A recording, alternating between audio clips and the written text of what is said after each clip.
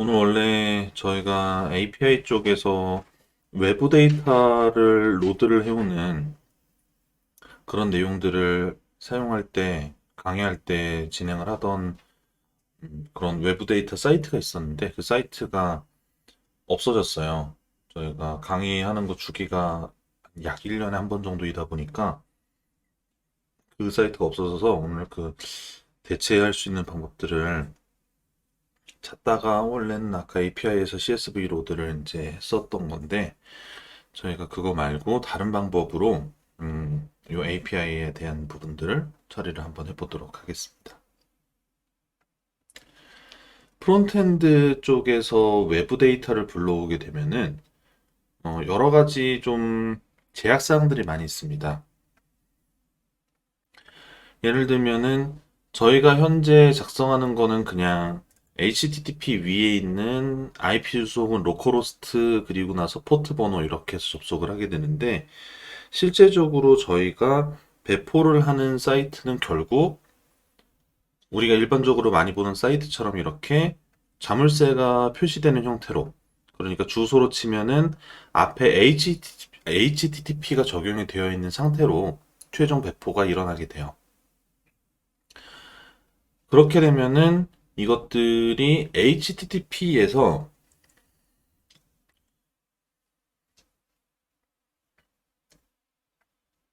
여기에다가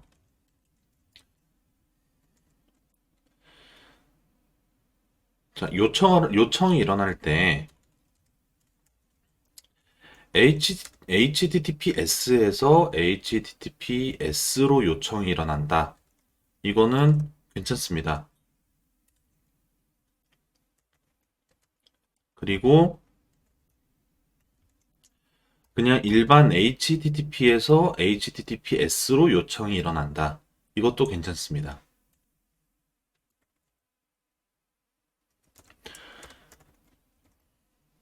그런데 HTTPS에서 HTTP로 요청이 일어난다. 이렇게 일어나게 되면은 이거는 브라우저의 보안 규약상 통신이 실패를 합니다. 왜냐면은 보안이 된 쪽에서 안 된 쪽으로 요청을 하는 거는 너무 위험성이 많기 때문에 그래서 반대 상황에서 보안이 안 된 사이트에서 보안이 된 사이트의 내용을 요청하는 건 괜찮지만 반대로 보안이 있는 쪽에서 보안이 약한 쪽의 데이터를 요청을 할 수 없게 되어 있어요. 그런데 부득이하게 이렇게 요청을 해야 되는 경우들이 생기게 되면 이 중간 단계에 프록시라는 거를 배치를 해서요. HTTPS에서 프록시 요청을 하고 프록시가 HTTP로 요청을 하는 이런 형태로 하게 되면은 이거는 가능합니다. 자, 그러면은 이 프록시라는 거가 HTTP 요청이 가능하려면 이런 것들을 보안 샌드박스라고 얘기를 하는데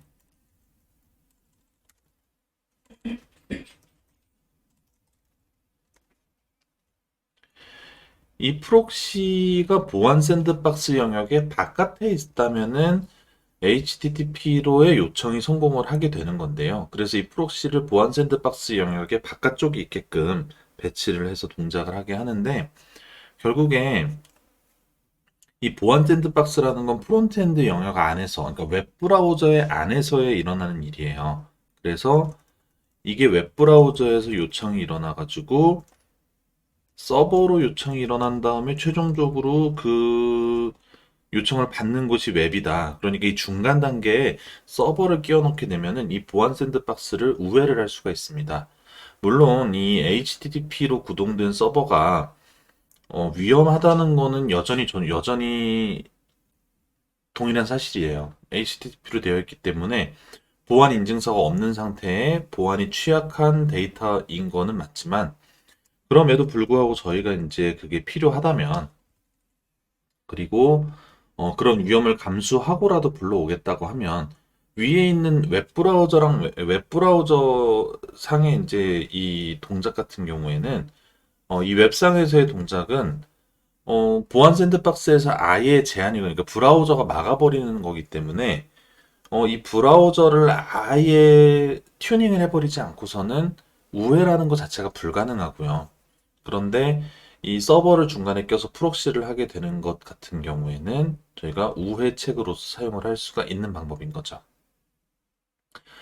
그래서 이걸 크리트 리액트 앱 같은 완전히 순수하게 프론트엔드로 만들어진 기술들 같은 경우에는 이런 프록시 역할을 하는 서버를 별도로 이용을 해서 외부 서버에 요청을 해가지고 프록시로 데이터를 가지고 오는 이런 방법들을 이용을 하기도 하는데, 그런데 그런 방법들은 당연히 내가 지금 동작하는 서버랑 프록시 서버도 서로 외부 서버의 관계이기 때문에 뭐 여러 가지 방법들을 통해서 프록시 서버를 이제 같은 네트워크 상으로 가지고 온다든가 뭐 이런 방법들을 이용을 하면은 시간을 줄일 수는 있겠죠. 그런데 어쨌든 외부 서버에 대부분은 외부 서버에 요청을 하는 거기 때문에 시간 자체가 느려지는 건 어쩔 수가 없어요. 그런 걸 감안을 하고 사용을 하게 되는 건데, 그런데 Next.js는 이 프론트엔드의 관점에서 볼 때 자기 바로 밑에 있는 레이어, 그러니까 자기랑 같이 동작하는 서버 안에 Node.js가 들어있잖아요. 서버가 같이 들어있는 그런 프레임워크잖아요. 그러니까 이 프레임워크에는 API를 이용을 하면은 굉장히 쉽게 프록시를 이용을 할 수가 있습니다. 그래서 Next.js에서 이 API의 주 용도로서 권장하는 것이 이 프록시에 대한 방법이에요. 앞에서도 설명을 할 때 프록시 같은 용도로 사용하는 걸 권장을 한다라고 한번 설명을 드렸는데, API 라우트의 주된 권장하는 사용 방법이 이런 프록시에 대한 부분들입니다. 자, 그래서 이 부분들을 한번 만들어 보도록 할게요. 자, 저희가 파일을 하나 만들어 가지고 이름 자체도 proxy.js라고 이렇게 만들어 보도록 하겠습니다. 그리고 구조 자체는 똑같이 export default 해가지고 그냥 핸들러라는 함수를 이렇게 익스포트를 하도록 만들어 놓고요. 자, 그리고 여기에서 외부 데이터를 불러오는 작업을 할 건데, 아까는 저희가 외부 데이터를 불러올 때 fetch라는 함수를 썼는데, 이 fetch가 아까 윈도우의 fetch라고 말씀드렸죠. 윈도우의 fetch라고 말씀을 드렸고, 그런데 이 윈도우의 fetch는 윈도우는 서버에선 접근이 안 되는 것이라고 또 설명을 드렸잖아요. 그러니까 여기에서는 이 fetch를 사용을 할 수가 없습니다. 그래서 노드에서 사용하는 fetch를 이렇게 npm의 node fetch라는 이름으로 별도로 프로젝트를 만들어서 등록을 해 놓은 것도 있고요. Node.js도 이제 차기 버전에서는 이 fetch가 아예 스펙 안으로 들어올 거라고 해요. 그래서 윈도우의 fetch하고는 다르지만 어쨌든 데이터를 불러오는 그런 이제 기능들이 노드 기본으로 탑재가 되게 될 건데, 아직은 아니기 때문에 저희가 외부 라이브러리를 이용을 해야 되고요. 저 노드 패치를 이용을 하거나 아니면은 엑시오스라는 이런 기술을 이용을 하게 됩니다. 엑시오스가 또 굉장히 많이 사용이 되는 라이브러리입니다. 저희가 아까 윈도우의 패치 이용해가지고 데이터 불러오는 건 한번 작성을 해봤으니까 이번에는 이 엑시오스를 한번 이용을 해보도록 하겠습니다. 엑시오스가 많이 사용되는 이유 중에 하나는 여기에 엑시오스는 노드.js와 브라우저를 위한 이라는 설명이 이렇게 시작에 나와 있습니다. 이렇게 시작에 나와 있습니다. 그래서 엑시오스를 사용을 하게 되면은 엑시오스는 동일한 사용법으로, 그러니까 동일한 코드로 노드에서도 동작시킬 수 있고 프론트엔드에서도 동작시킬 수 있고 그런 장점들이 있어요. 그래서 프론트엔드용 패치랑 그리고 노드.js에서 하는 패치랑 노드 패치는 아까 검색을 했었던 노드 패치는 윈도우에 있는 패치하고 동일하게 사용을 하게끔 만들어져 있기는 한데, 자, 어쨌든 엑시오스를 사용을 하면 프론트엔드와 백엔드에서 동일한 코드를 가지고 통신을 할 수 있습니다.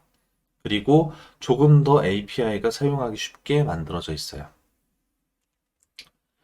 사용을 하기 위해서 설치를 한번 해보도록 하겠습니다. yan add axios 해서 엑시오스를 설치를 하고요. 용량이 얼마 크지 않아서 굉장히 금방 설치가 됩니다. 자, 그리고 여기에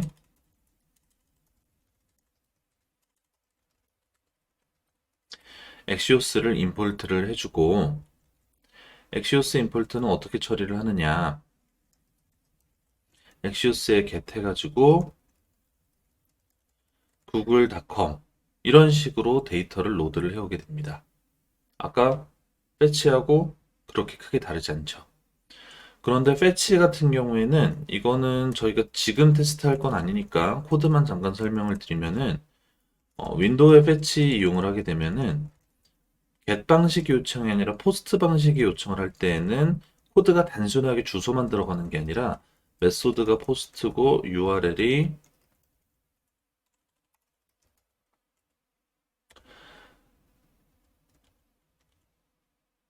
자, URL에 주소가 들어가고 이런 형태들로 패치가 이용이 되게 되는데 엑시오스 같은 경우에는 앞에 메소드로 get이냐, post냐, push냐, fetch냐 이런 것들을 제공을 하기 때문에 코드가 뒤에 여전히 주소만 들어가는 간략한 형태인 게 굉장히 간편합니다.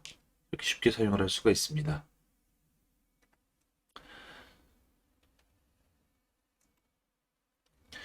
자, 이렇게 해서 이 뒤에 이제 then 해서 리스폰스를 받은 다음에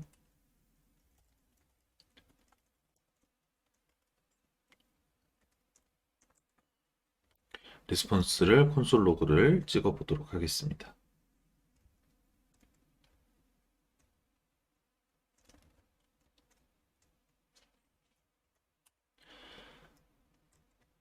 제가 서버 시작을 아직 안 했군요. 서버 시작을 하고 API의 프록시 접속을 해보면 Hello Next.js라고 나오는 걸 보실 수가 있고요. 그런 다음에 지금 서버 구동되고 있는 쪽 로그를 보면은 굉장히 이렇게 긴 코드 로그가 찍히는 걸 보실 수가 있습니다. 자, 그런데 저희가 지금 이 프록시를 이용을 해서 뭘 만들려고 하냐면은 헬스 체커라는 걸 만들 거예요. 헬스 체커라는 건 어떤 것이냐면은 말 그대로 건강 상태를 체크를 하는 겁니다. 어떤 건강 상태냐 하면은 웹 브라우저의 건강 상태죠. 지금은 이제 구글을 대상으로 했고 구글 같은 경우에는 웬만해서는 잘 다운되지 않는 사이트입니다. 그런데 구글이 아니라 다른 어떤 사이트들을 보다 보면은 그 사이트들이 죽는 경우들도 있고 뭐 죽는 것 같은 경우에도 이게 404 같은 에러가 나는 경우가 있고 500번대에 좀 치명적인 에러가 나는 경우가 있고 여러 가지 그런 경우들이 있을 수가 있습니다. 혹은 타임아웃이 발생을 하는 경우도 있을 수도 있겠죠.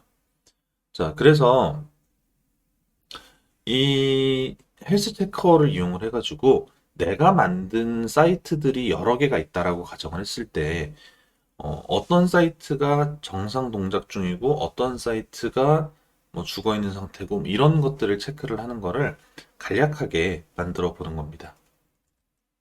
그래서 이런 것들을 제공하는 기능들이 많이 있어요.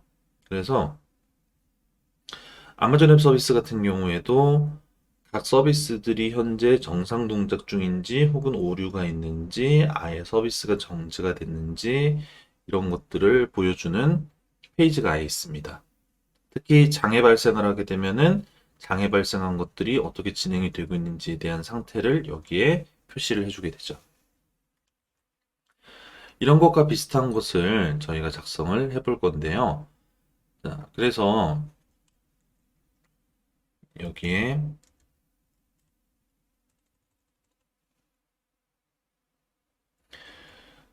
이렇게 작성을 해주는데 이번에는 저희가 아까는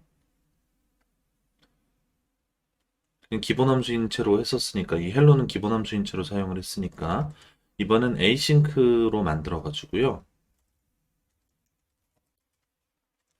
엑시오스의 get을 이렇게 await 패턴으로 사용을 해 보도록 하겠습니다.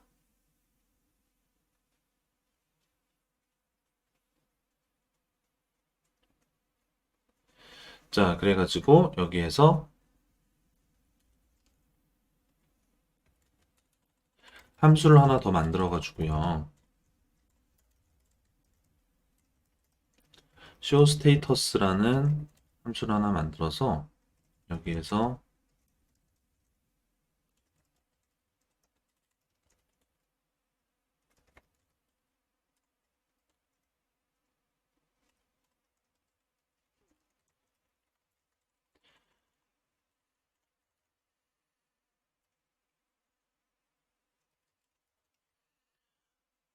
이런 함수를 하나 만들고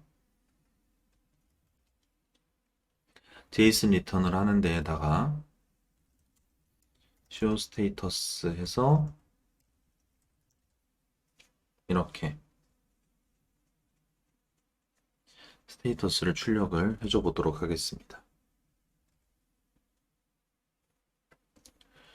그래서 확인을 해보면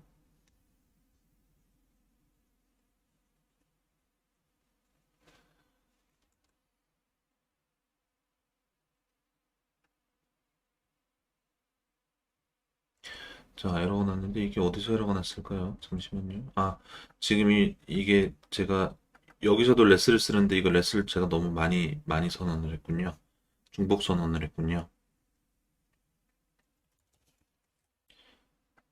자, 리스폰스라고 이름을 넣어주도록 하겠습니다. 그러면은 구글은 현재 스테이터스가 200으로 잘 불러줘 오는 상태죠. 상태가 OK인 거죠. 이런 식으로 내용들을 넣어주고요. 그리고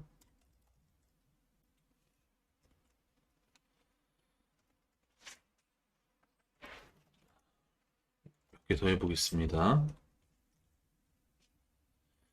자, 네이버 말고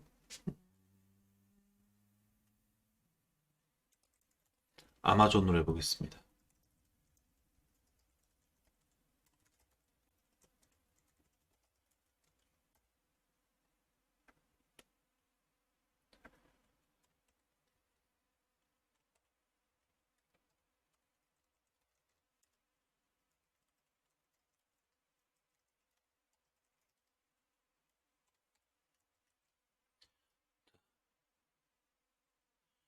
이렇게 하면 구글도 OK고 아마존도 서버가 다운될 일이 없으면 일단 OK라고 나오겠죠.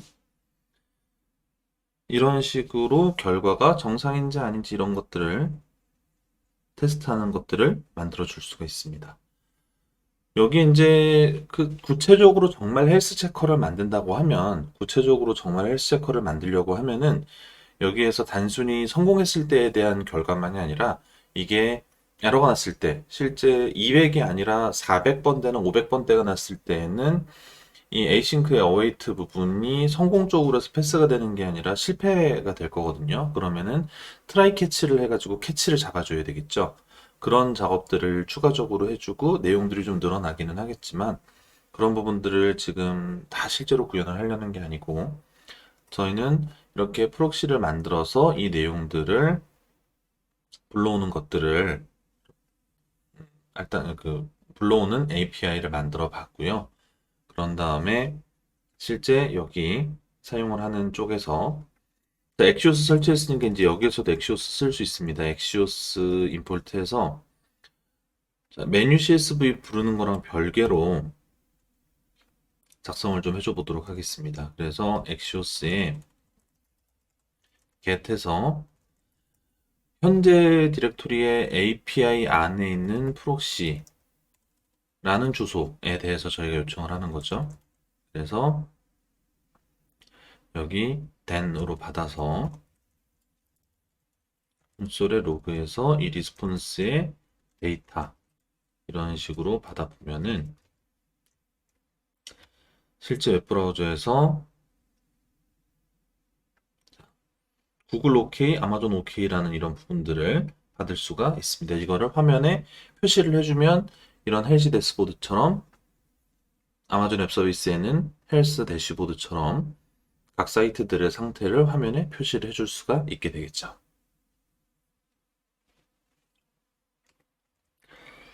자, 그러면은 지금 요쯤 되면은 그러면 여기 있는 엑시오스에 대한 내용들을 프론트엔드에서 하면 되지 않을까라는 이제 궁금증이 생기실 수 있는데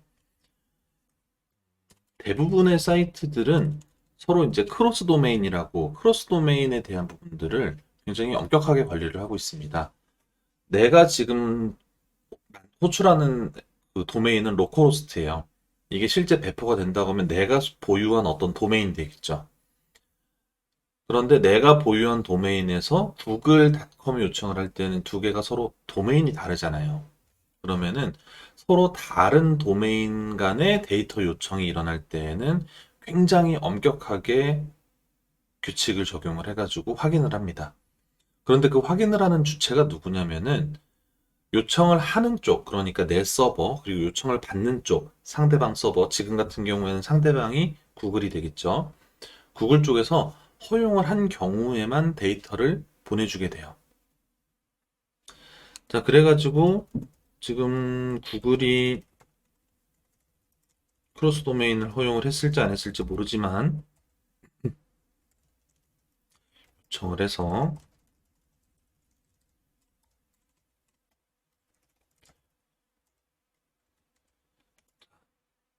성공을 하면은 로디드 구글이라는 로그를 찍고요.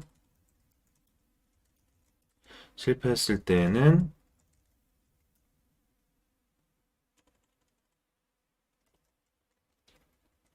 로드 에러라고 이렇게 워닝을 찍는 걸 하나 만들어 볼게요.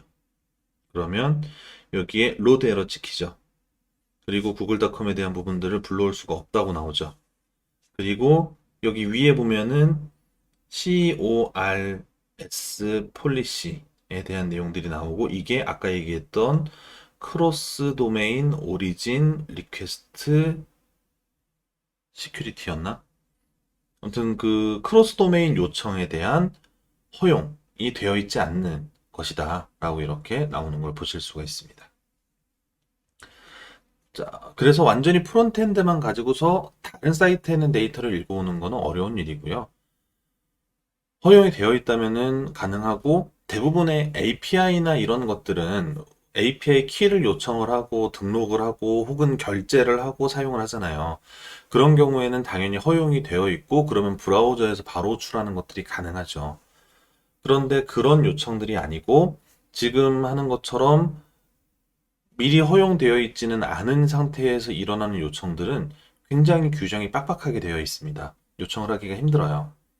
그렇지만 서버 사이드 쪽에서 요청을 하는 것 같은 경우에는 아예 이런 정책이 해당하지는 않게 되는데 이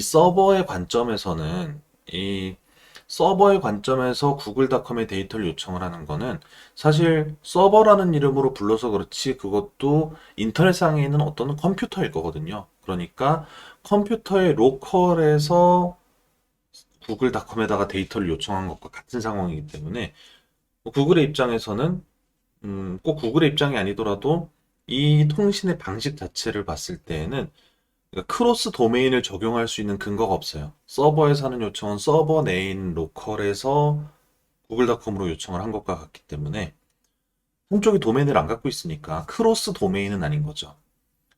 자, 이런 방법들을 이용을 해가지고 외부에 있는 데이터들을 불러오고 확인하는 이런 방법들이 있습니다. API는 이게 서버에서 동작을 한다는 특성상 이런 식으로 이제 이용을 하게 되기도 하고요. 이런 식으로 이용을 할 수가 있습니다. 저희도 저희 회사에서 이 Next.js 프로젝트를 많이 하니까 그리고 저희 회사에서 진행하는 프로젝트는 그러니까 저희가 프론트엔드를 맡고 그런 다음에 저희 고객사가 서버 사이드를 받고 API를 만들어서 주면은 저희가 프론트 구축을 하는 이런 작업들을 많이 하는데 근데 음, 가능하면은 저희는 아예 처음 구축할 때부터 SSL을 적용을 해가지고 어차피 나중에 해야 되니까 이거를 귀찮아서 미루는 경우가 좀 많은데 귀찮아서 SSL 적용을 뒤로 미루면은 막판에 SSL 적용하느라 되게 고생 막 하는 경우들도 있고 그리고 가끔 가다가 아예 초기 단계 설계할 때 SSL 적용될 거 생각 안 하고서 막 짜놨던 거는 좀 다시 뒤집어 엎어야 되는 경우들도 생기고 그래서 초반부터 SSL 적용을 해가지고 많이 하거든요. 근데 그게 다 사람들이 그렇게 하진 않으니까 이제 저희가 저희랑 같이 일을 하는 백엔드 쪽에서는 SSL 없이 API를 만들어서 주는 경우가 있어요.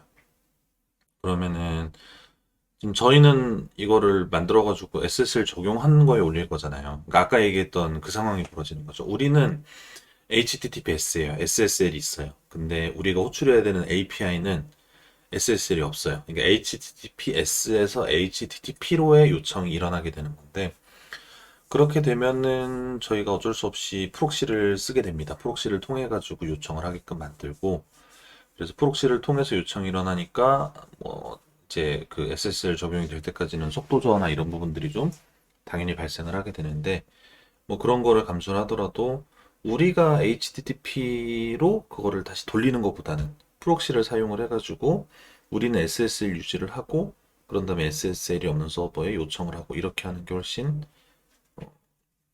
합리적인 선택이죠. 나중에 일을 좀 줄일 수 있는 이제 그런 식으로 작업을 많이 하고 있습니다.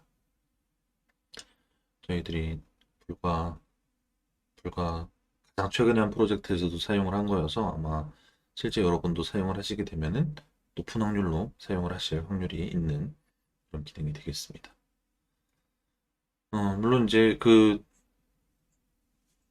하다 보면은 점점 이제 뭐 헤더 조작도 좀 해야 되고 그래가지고 이게 프록시도 코드가 굉장히 짧게 되진 않고 결국 이제 그 중간 다리 역할만 하는 거긴 하지만 코드가 좀 길어지게 되기는 해요.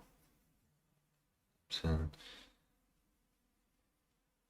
나중에 그런 상황을 만나셨을 때 당황하지 마시고 Next.js에는 서버 사이드 레이어가 있으니 프록시 API를 만들어서 사용을 하시면 되겠습니다.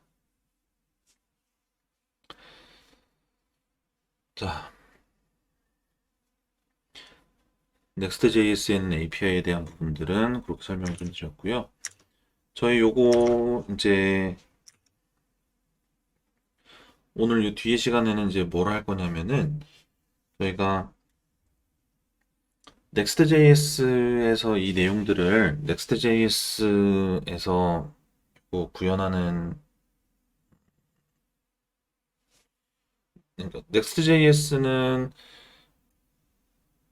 화면을 표시하는 뭐 이런 부분들을 담당을 하는 거고 실제 저희가 웹을 다룰 때에는 웹을 다루는 페이지들은 거의 대부분 데이터베이스와 관련이 좀 있는 작업들을 하게 돼요. 그래서 이 데이터베이스에 대한 부분들을 작업을 하게 되면 그러니까 우리가 생각하는 거의 대부분의 웹 서비스는 데이터베이스를 실제로 이용을 하는 겁니다. 이메일을 쓴다. 이메일이 데이터베이스 안에 저장이 돼 있는 거죠. 그걸 불러오는 거잖아요. 게시판에 글을 쓴다. 게시판에 어, 내가 글쓰기를 하게 되면 그 내용이 데이터베이스로 들어가는 거잖아요. 그리고 또 읽는다는 거는 그걸 꺼내 오는 거고요. 이런 일련의 작업들을 하게 되는데 자, Next.js를 가지고서 구축을 할 때 저희가 이 방송을 보시는 분들이 거의 대부분 프론트엔드 작업을 하시는 분들일 겁니다. 그래가지고 데이터베이스에 대한 부분들이 필요하면은 백엔드 작업이 필요하잖아요. 근데 저희가 백엔드 작업 없이 저희가 직접 외부 서비스들 이용을 해가지고 그런 서버 사이드 부분에 대한 부분들을 좀 충족을 해서 만들 수 있는 그런 팁들을 좀 알려드릴까 합니다. 자, 오늘 앞에 내용이 조금 빨리 끝나가지고 시간이 조금 남을 수도 있을 것 같은데 자, 우선 저희 한 이번에도 5분 정도만 쉬었다가요. 5분 정도 쉬었다가 50분, 55, 51분까지 쉬고 51분에 이후 내용 이어서 하도록 하겠습니다.